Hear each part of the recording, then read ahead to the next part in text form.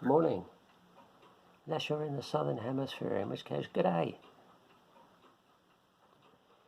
I have been nominated by BJ Kerno to make I am a wargamer video.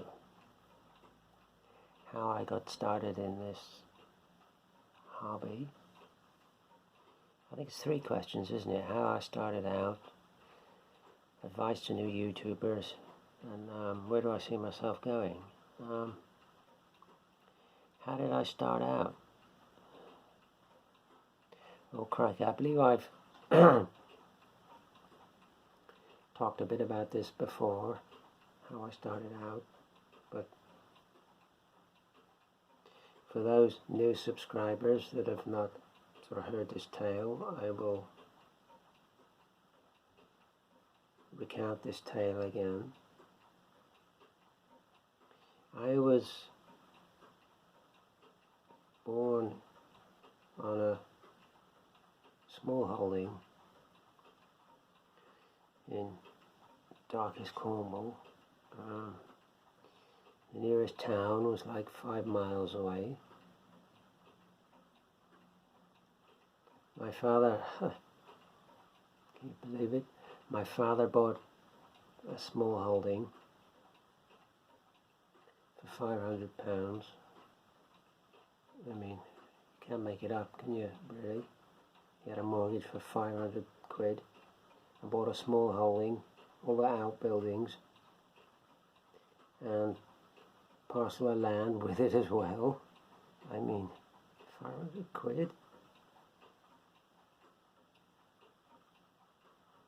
You know, I was only thinking yesterday, when I was knee-high, or even below bench level, my parents took me, we went out for the evening, and we ended up in a club. You know, my father said to me, came over to me, he said, "You want to go on the fruit machine?" I said, "Yeah, okay." I didn't even know what a fruit machine was. I'm only like 7 or 8. And he said, "I'm sorry, I've only got 1 sixpence." The thing took 6pences. That shows how far back we're going. So anyway, this thing was bigger than I was, and I remember it well, this fruit machine, because it had a figurehead of an Indian on it. Somebody has recently told me that it was a fruit machine made by a company called Jennings. Whether that's right or not, I don't know. But anyway, this thing was on legs. It was what you would call a one-armed bandit.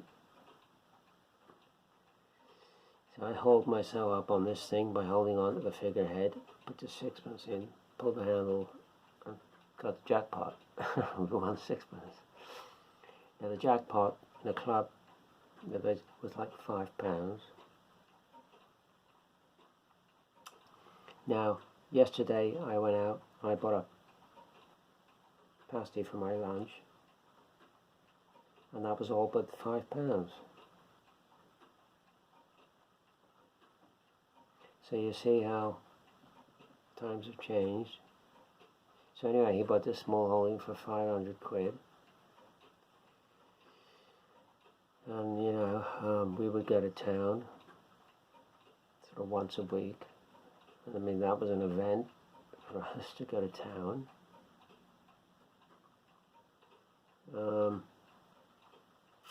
My mother would take me on the bus to town. She would get all what she needed,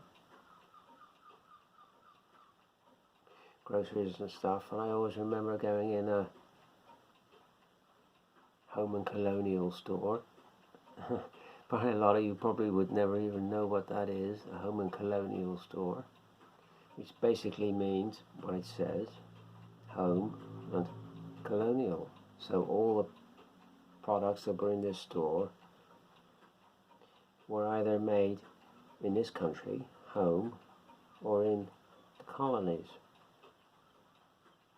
what we would now call the Commonwealth. So you get stuff from like Kenya and West Indies and Canada and all colonial stuff. So she would get whatever she needed. We would end up in this department store, which was called Midday, which was called Eddie's, Eddie and Son. And you could get just about anything in there, from wallpaper to tins of paint to stationery to whatever. And upstairs they had one half of it was a toy department and the other half was a model department. So I would invariably end up in the model department. And my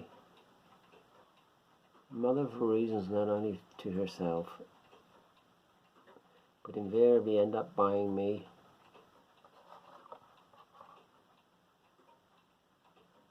boxes of these 1/72 scale Airfix.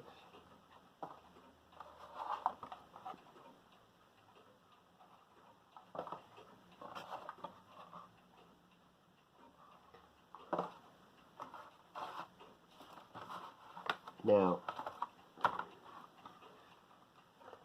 that's a very old box because it has the window at the back and the black number on the end, so that is a very old box. Probably one of the first boxes. And I can't think, within the amount of figures that Airfix did, I can't think that there was anything I didn't have.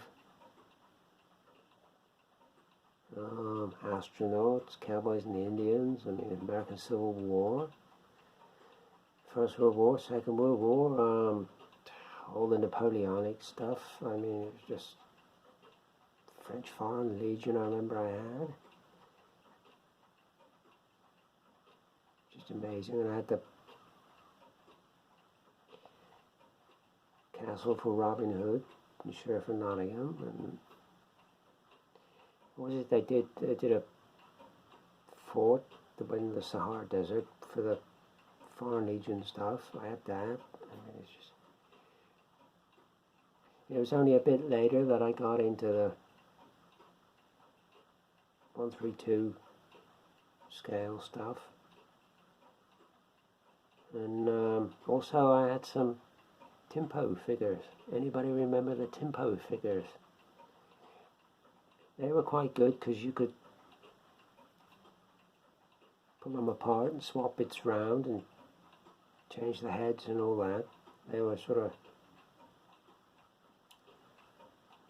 movable, you know, and they were quite good. They go for a lot of money now on eBay. I never painted any of these figures, you know. I just had them and I kept them in. I chucked the boxes. Silly Karen, chuck the boxes. Or silly little Jim, as I was at the time. And I used to keep them in sweet tins, big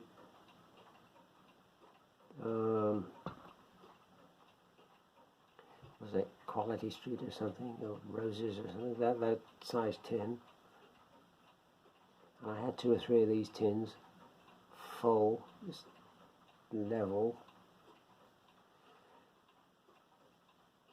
But it was only a few years later I tried painting some of them, and looking back on it now, you know, I made a real hash of it because you have a crap brush and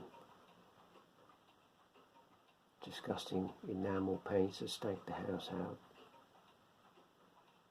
And you didn't prime the figures or cut the flash off or anything, you just went for it. I made a pig's ear of it, but that's how we all start out. We all start out as kids, well, most of us start out as kids, making a pig's ear of it. But it's the same with anything. when you start out, you don't know what you're doing, so you make a pig's ear of it, and it's only by making a pig's ear of it do you learn. You learn by your mistakes. That's why I quite like making mistakes. I don't do it all the time, but making mistakes is actually quite good, because that's how you learn. What I should have done was, so you file that away. So it's good in that respect. So then life moves on, life moves on, and I gave these tins of figures to a friend of mine. It was only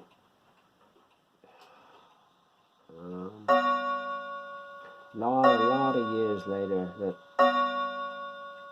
it's only a lot of years later that I got some of the issue figures, because when I started out, sort of this thing was sort of all there was.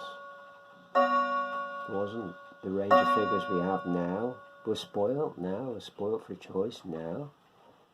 I mean, you can get just about anything in any scale you want. I mean, when I started out, it was just that. But so a lot of years later, I got some of the Eshy figures and painted some of them. I still wasn't great at it.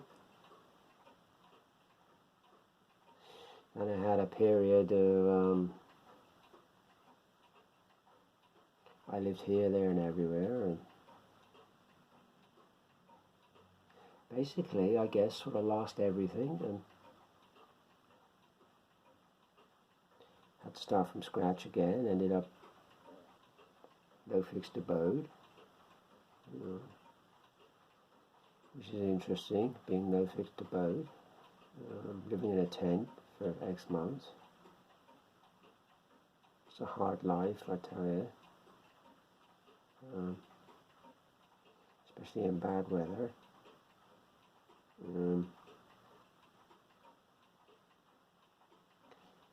But there are some, without going into it too much, there are some actual benefits of living no fixed abode.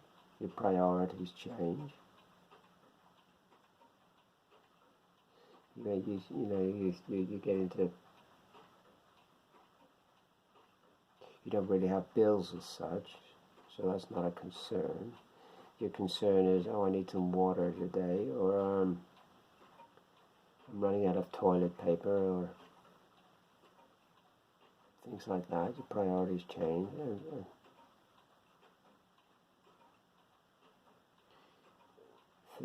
you see things you wouldn't otherwise see. I mean, had I not been no fixed abode, I probably wouldn't have seen orchids growing wild. I mean, I could take you to a place now, simply that I found where I was no fixed abode, and there's a good chance you could see wild orchids growing. I mean, marvellous. Or to be in your tent late at night and there's an owl in the bush above you screaming, and he's no idea you're there. Wonderful, you see some wonderful stuff, but it's a hard life. But so I had to start again, and eventually wound up here where I am now.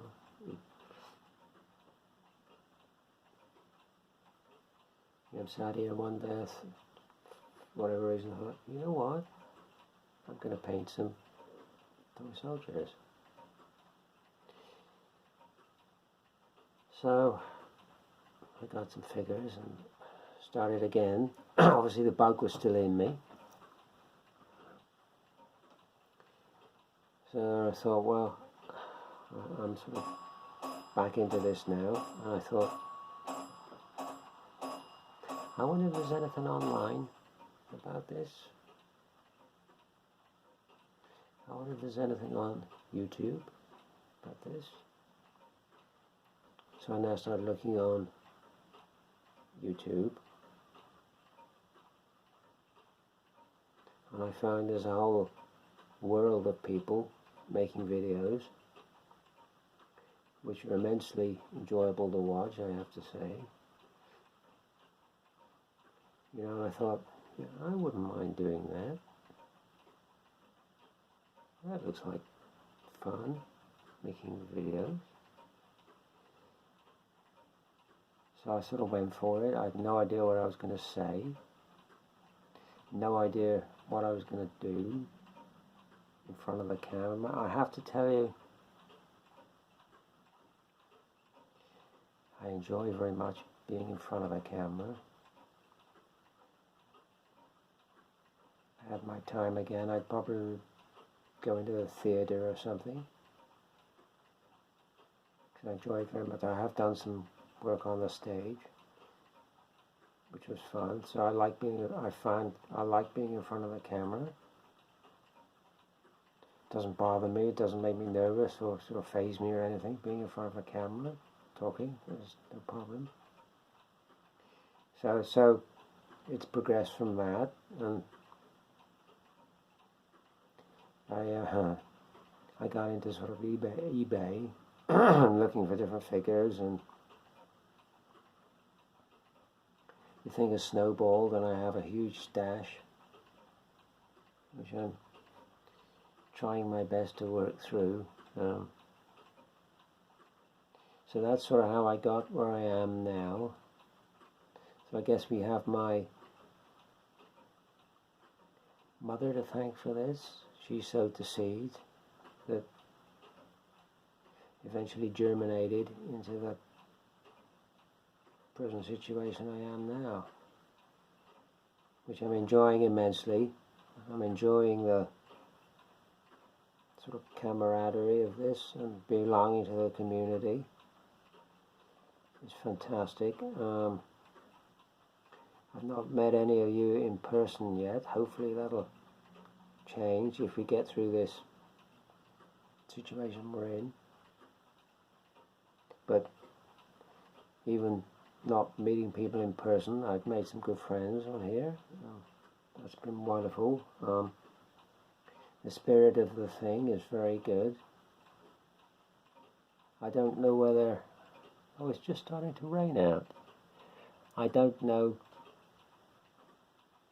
whether any other type of hobby or forum has this kind of spirit and camaraderie on YouTube. I don't know.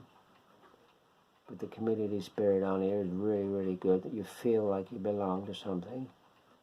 And you belong to something that's very good, which is fantastic. So I'm glad that my mother sowed the seed. One of the few good things that she did. So here I am. Advice for new YouTubers: just be yourself. Just be yourself. Just go for it. As has already been stated by people, you don't need any fantastic equipment for this. I mean, I'm just using an iPhone at the moment, which is generally what most people use, or a tablet. I do have a camera for my laptop and a big microphone, which I do use on occasion, particularly if I think I'm going to do a lot of close-ups and stuff. It seems better for that. But really an iPhone to get you going is just fine, and just stick it on the table and just go for it. Just be yourself. And people will find you. People will find you and watch you.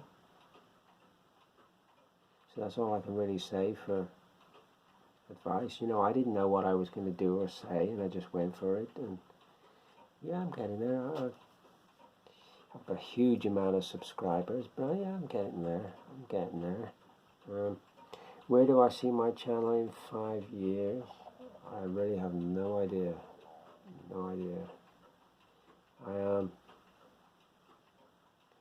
I'd like to think I would still be here in 5 years.